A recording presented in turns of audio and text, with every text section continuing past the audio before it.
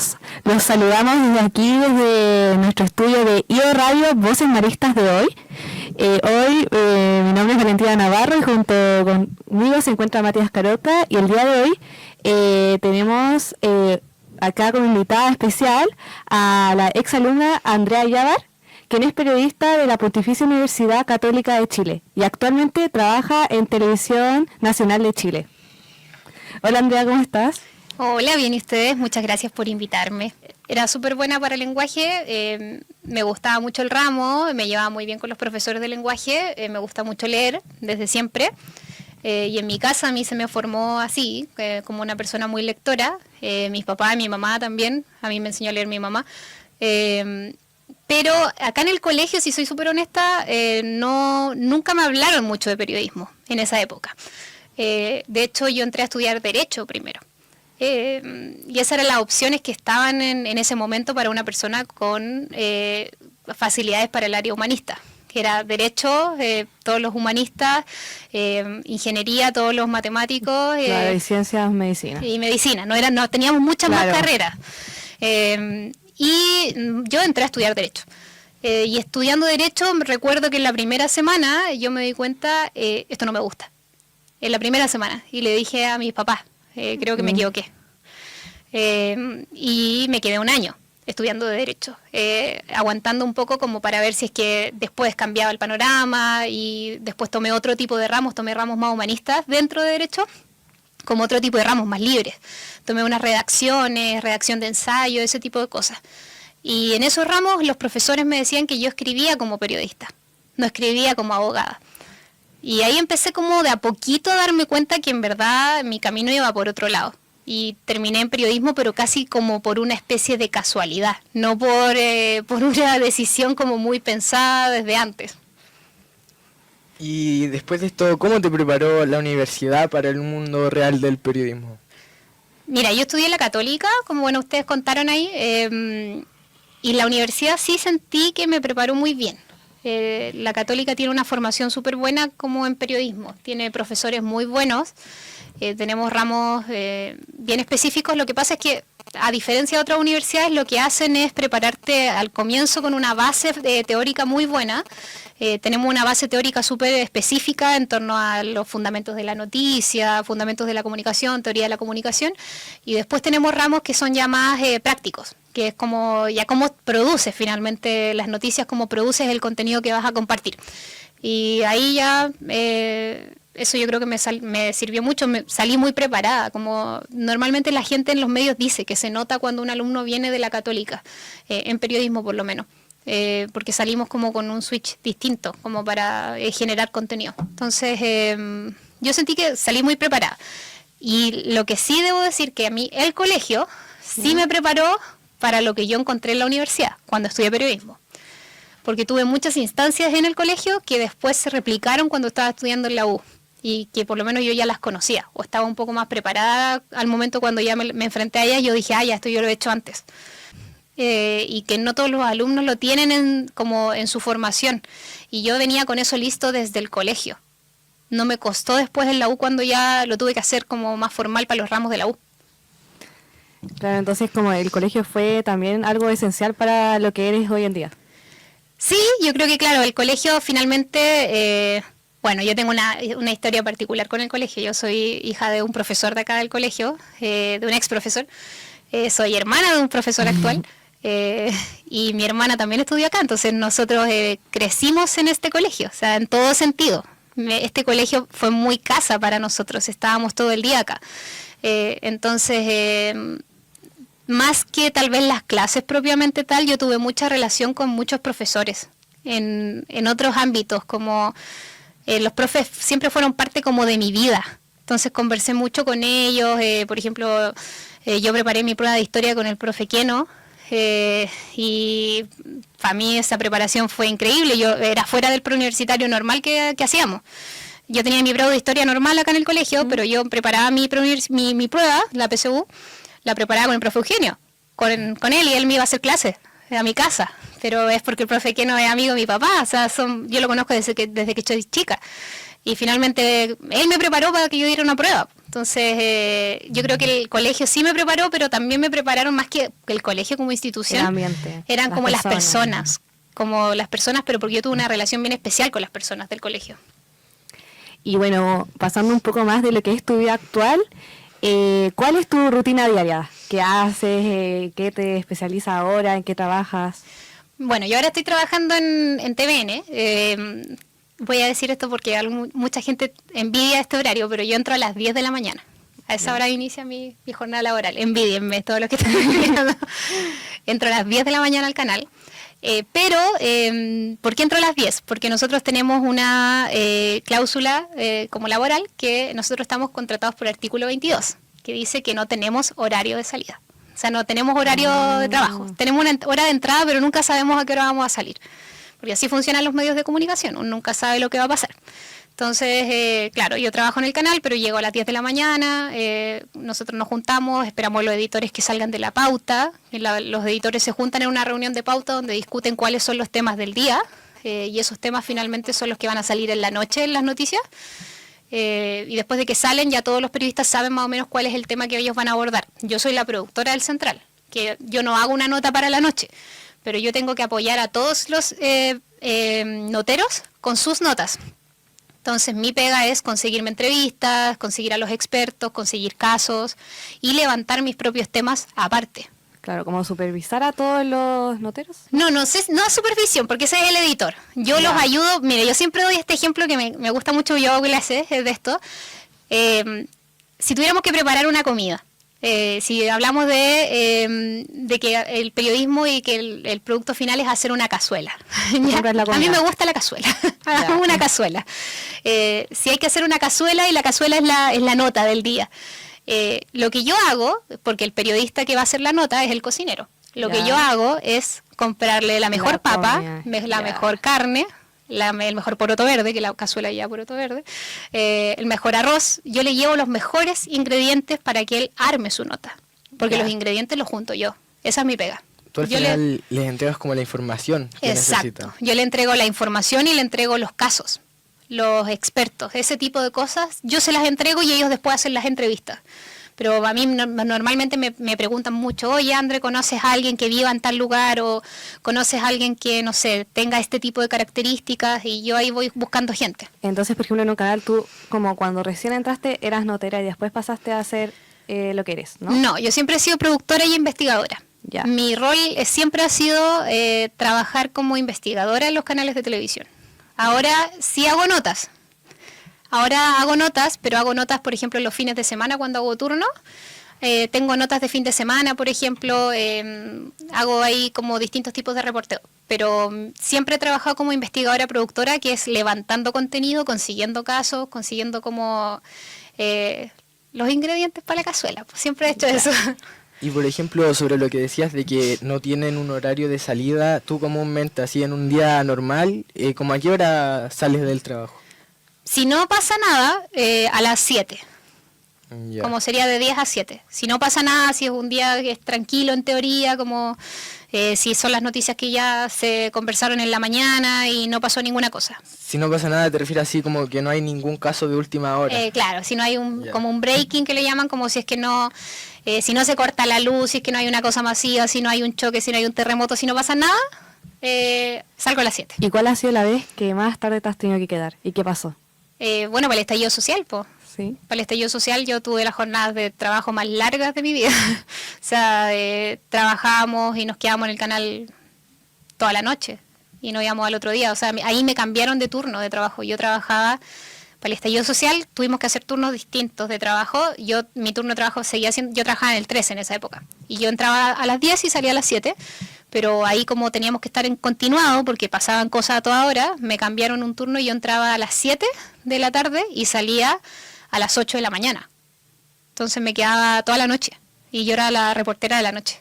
Entonces ahí eran turnos matadores. ¿Y a ti qué tipo de reportajes te gustan hacer? Mira, yo siempre digo que, por ejemplo, los temas como de crónica roja, eso yo no lo hago. No, Ya. si vamos a contarle a la gente que el mundo es feo y que las cosas están mal, yo no soy la persona, porque para eso hay muchos otros periodistas y que les gusta y lo hacen bien. Pero yo soy de la idea de que el periodismo también tiene que mostrar soluciones. Y de hecho hay una corriente que se llama así, que es el periodismo de soluciones, que te muestra que existen problemas, pero también te muestra que existen soluciones. O sea, te muestro un problema, pero te muestro que hay alguien que está intentando solucionarlo y que se soluciona de cierta forma. Yo trabajo más enfocada en ese tipo de periodismo y también en otro tipo de temas como más de derechos humanos, cultura, ciudad, urbanismo, como que trato de enfocarme en otras áreas como para una cosa más personal, de mostrarle a la gente que el mundo igual tiene como un poco más de luz de lo que estamos viendo todos los días. Y en el tema de los reportajes, ¿hay algún tipo de habilidades que, o sea, tú identifiques específicamente que deben usarse para crearlos?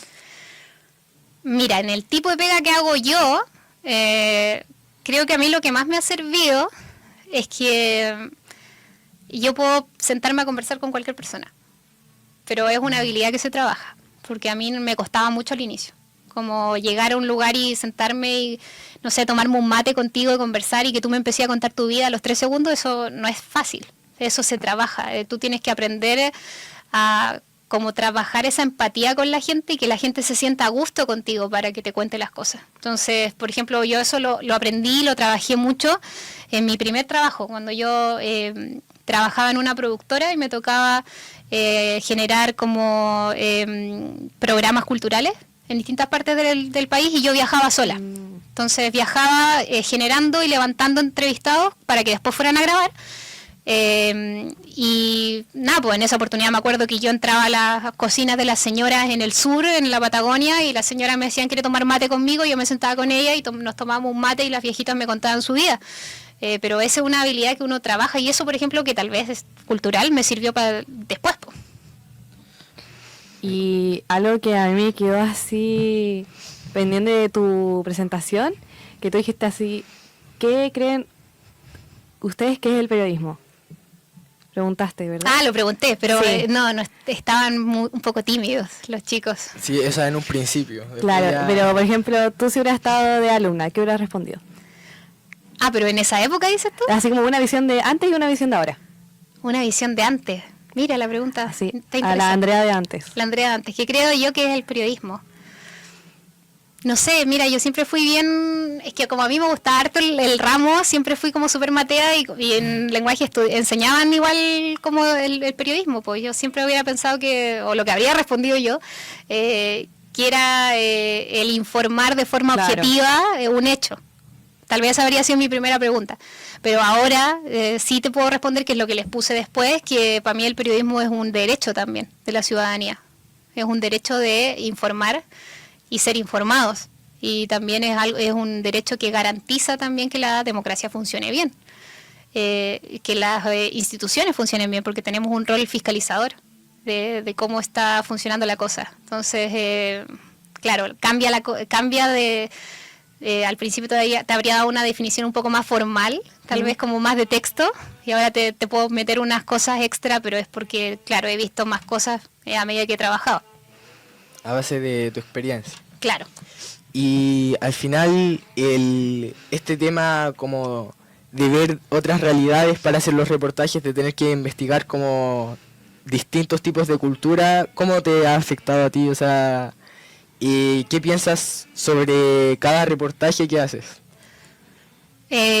Mira, pasan muchas cosas. O sea, normalmente los investigadores que son los periodistas que hacen la pega que hago yo, nosotros nos metemos mucho en el tema que estamos investigando, conversamos mucho con la gente con la que estamos trabajando y sufrimos harto de repente porque uno se trata de mantener la distancia, pues si uno tiene que mantener la distancia, mantenerse objetivo, pero de repente no se puede. O sea, tú ves lo que está sufriendo una persona y no puedes evitar que te toque ese sufrimiento, no puedes evitar como sentirte mal por lo que está pasando esa persona y cuesta de repente como dejar la pega en la casa, o sea, como dejar la pega en la pega y volver a tu casa y decir como ya esto fue pega y no seguir pensando en esto cuando llegaste a tu lugar de descanso.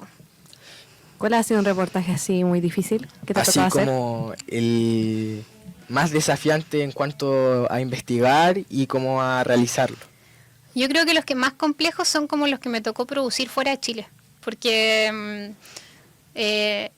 producir fuera de Chile es producir con gente que yo no conozco. Claro. O sea, yo tengo todas mis fuentes acá en Chile. Acá conozco a todo el mundo, acá puedo conseguirme cualquier número que tú me digas que consiga, lo voy a conseguir. Yo sé que lo voy a conseguir. O sea, si tú me decís que lo consiga y la persona vive acá en Chile, te lo voy a tener. Me voy a demorar tal vez un poco más en algunos, pero te lo voy a tener en no más de 2 horas. ¿Cachai? Pero en el extranjero es distinto. O sea, a mí me tocó hacer la producción de 2 reportajes, no, 3, y produje 3 reportajes en el extranjero, 1 en Uruguay y 2 en Colombia, y yo no conocía a nadie. Y tenía que producirlos igual y conseguirme los números de las autoridades de los países para poder ir a entrevistar a la policía, a los políticos, encontrar casos en esos lugares, y lo hice igual. O sea, igual conseguí todo, ¿cachai? Me demoré, porque claro, no conozco a nadie, pero me costó. Pero ahí yo creo que se nota como lo buena periodista que eres y que confiaron en ti de ir y que sabían que lo iba a lograr finalmente. No sé, es como tirarme flores, pero... o si no, hubiera mandado a cualquier otro. No, o sea, mira, pasó, por ejemplo, que cuando hicimos uno de los reportajes, hicimos uno de los 50 años de los uruguayos que se cayeron en la cordillera, y el personaje principal, nos costó mucho conseguirlo, porque él no quería hablar. Hace años que no hablaba, que era Nando Parrado. Y Nando no quería hablar, me costó conseguirme su número, me costó llegar a su teléfono, y después yo lo empecé a llamar por teléfono. Y él... Cada vez que yo lo llamaba me decía que no iba a hablar porque ya llevaba mucho tiempo sin hablar del tema y que como que estaba enojado con los otros sobrevivientes, entonces no estaba interesado. Pero cada vez que hablábamos, él nunca me cortaba y él seguía conversando conmigo. Entonces nunca me dio un no tajante. Entonces yo decía, no me está diciendo que no. Entonces hay una ventana. Y yo lo seguí llamando. Y lo llamé por teléfono, de haber hablado con él como... 1 mes, así que lo llamaba todas las semanas, 2 veces a la semana. Y hablábamos mucho rato, te estoy diciendo llamadas de 1 hora. Que él hablaba y hablaba. Y todavía no decía que no. Y no me decía que no. Hasta que ya al final le dije, ¿sabéis qué, Nando? Tengo un equipo que va a ir a Uruguay, va a ir a esta fecha, dime que sí, onda, van a ir. Y me dijo, ya, bueno, diles que vengan. Y cuando él da la entrevista, lo están grabando, y el periodista le pregunta, que fue Matías del Río, le dice, ¿por qué das esta entrevista si tú hace mucho tiempo que no hablas? Y él dice... porque Andrea no me dejaba llamar, y finalmente por eso hablé. Entonces, claro, al final igual es insistencia, ¿cachai? Sí, a mí no me gusta insistir en lo personal, entonces igual debe ser un poco difícil así estar llamando y igual se logra finalmente. Que hay veces que esto de insistir puede ser como volverse un poco incómodo, pero habla muy bien de ti que hayas podido lograrlo después, como por así decirlo, exclusivo, después de tantos años él sin hablar. Y también que seguramente que si él al final lo hizo es porque algún tipo de confianza te llegó a tener entre todas estas llamadas. Claro, es que yo creo que yo creo que lo que aprendí ahora es que uno insiste, pero depende del caso, ¿cachai? Porque, por ejemplo... Sí, del contexto. Exacto, porque con él yo sabía que podía insistir, porque no me iba a hablar de algo que fuera tan terrible, no era algo que él nunca había hablado, ya lo había hablado muchas veces, pero hace muchos años. Entonces... aparte como la forma en la que él lo contaba, yo sabía que no me estaba diciendo que no, entonces ya yo sabía que podía presionar. Pero por ejemplo, hace algunas semanas un editor me dice, oye, llama por teléfono a la mamá de esta chilena que se murió en un accidente en Londres, porque necesito que me lo diga en cámara. Y yo le digo, pero ¿por qué la vamos a llamar si publicó un comunicado? Porque la familia publicó un comunicado diciendo que lamentaban mucho la muerte obviamente de su hija, que estaban destrozados, que... ella era una excelente persona, no sé qué, y me dice, no, es que necesitamos que lo diga en cámara. Y yo le digo, no la voy a llamar. Y me dice, pero ¿cómo no? No, ¿cómo se te ocurre que lo voy a llamar a una mamá que acaba de perder a su hija? O sea, tenemos que tener también tacto, tino, criterio. ¿Cómo vamos a insistirle a una persona que ya comunicó lo que quería comunicar por medio de un comunicado para que para más la pongamos una cámara para que salga frente a todo Chile llorando? No. Entonces ahí uno tiene que saber cuándo insiste y cuándo no, pues, ¿cachai? Mira. Bueno, Andrea, y para ti, ¿cómo ves el futuro del periodismo, especialmente el de la televisión? Chuta, desafío. Es un desafío, porque yo creo que se ha ido moviendo la cosa ahora último, y yo trabajo en TVN, que es un canal que está ampliamente cuestionado por el tema del funcionamiento, el financiamiento, cómo va a funcionar. Lo que te puedo decir primero de TVN es que es un canal muy necesario, todos los países en todo el mundo tienen un canal estatal. O sea, tenemos que entender que TVN es necesario, cumple un rol importante. Primero, quiero decir eso. Y segundo, claro, la tele está cambiando y va a ir cambiando. La gente ya no se informa como se informaba en los 90 y tal vez es el problema que tenemos hoy en día, que seguimos pensando que la tele se tiene que hacer como se hacía antes. Claro. Hoy la gente se informa a través del celular. Sí, Instagram, listo. Y por streaming. Muy poca gente ve noticias. Entonces tal vez tenemos que hacer las noticias de otra forma. Tal vez tenemos que pensar las noticias para que sean consumidas de otra forma, para otro público. Pero eso no quiere decir que la televisión deje de existir. Solo que tiene que existir de otra manera. Tiene que existir tal vez para que sea por streaming, tiene que existir para que sea por celulares, por otro tipo de contenido. Pero tiene que seguir existiendo igual, si igual es necesaria. Eso creo yo, por lo menos, que estamos en un periodo como de toma de decisión y de transformación hacia dónde vamos a ir el día de mañana. Y de esto de que tú dices que las noticias ahora no son como lo eran hace 90 años atrás, ¿qué opinas tú sobre como las noticias que se dan en redes sociales a partir de medios como no oficiales? Bueno, 90 años no teníamos tele, pensé, pero sí, pues hay que tener ojo con el tema de la fake news hoy día. Yo tengo esta discusión siempre con mi papá, ahí siempre de estar peleando de dónde leemos o dónde nos informamos. O sea, está bien, todos vemos noticias en las redes sociales, pero yo creo que es súper importante que aprendamos a verificar dónde nos estamos informando, dónde estamos leyendo, dónde estamos consumiendo contenido. Todos tenemos redes sociales, todos tienen TikTok, yo no, lo odio, pero mucha gente tiene TikTok, yo tengo Instagram. No me gusta TikTok, no, esta cuestión de que suene. No, ahí saco lo boomer. Pero claro, todos tenemos redes sociales y todos lo ocupamos. La cosa es ver qué fuente te está mostrando el contenido. Yo creo que la gente se le olvida un poco eso, pero una vez que tengamos eso como metido en nosotros, va a mejorar el tema de difundir fake news. ¿Y un futuro tuyo? ¿Un sueño a lo mejor en el periodismo que te gustaría? Bueno, yo ahora estoy trabajando para ser productora ejecutiva, más como tirándome para ese lado, como producción ejecutiva de proyectos me refiero. Ya no estoy tanto apuntando hacia la investigación de cosas, sino que me gusta más pensar en cómo se levantan recursos para generar nuevos proyectos, cómo busco dinero para hacer nuevas producciones, cómo busco dinero para hacer documentales, cómo busco dinero para hacer otro tipo de cosas. Por ejemplo, ahora estamos haciendo un podcast en el canal, un podcast de libros, los invito a escucharlo. Entonces yo creo que quiero impulsar hacia allá mi carrera, cómo va hacia ese lugar. Bueno, Andrea, muchas gracias por aceptar nuestra invitación Muchas de venir gracias a la ustedes. IO Radio. ¿Te gustó? Sí, oye, este lugar es muy bonito, debo decirlo. Yo me habría matado por tener este espacio cuando estaba acá. Creo que lo tienen que aprovechar y pasarlo muy bien acá. Sí, la pasamos bien. Y una última pregunta, o sea, ¿tú crees que si hubiera habido radio cuando tú estabas en el colegio, te hubieras interesado más en un primer momento ver el periodismo? Sí, pues yo creo que sí. ¿Sí? Sí, porque claro, cuando yo estaba teníamos taller audiovisual, parece, pero no periodismo, no había periodismo. No. Sí, de hecho creo que hubo periodismo, pero ya cuando estábamos por irnos, como casi en cuarto medio, si me soplan. Sí, pero ya, a mí no me interesó eso, casi al final. No era algo que me llamara la atención en ese momento, pero claro, si hubiéramos tenido, esto y la oportunidad de generar, programas o hacer otro tipo de proyectos, probablemente me habría interesado más. ¿Y algún mensaje que les deje a los estudiantes de este colegio, o en realidad a todos los estudiantes que nos estén escuchando? A ver, lo que les dije un poco en la charla, que es que este colegio tiene muchas cosas buenas, muchas cosas bonitas, mucha gente muy buena acá adentro, pero que lo malo que tiene es que tiende a encerrar a la gente y a meterla en una burbuja. Sí. Que ustedes y los estudiantes de este colegio hacen su vida muy en torno a una burbuja. Todo gira en torno a este colegio. La actividad, la actividad extraprogramática, el preuniversitario, la vida gira en torno a un colegio. Entonces nunca salen, nunca conocen más gente.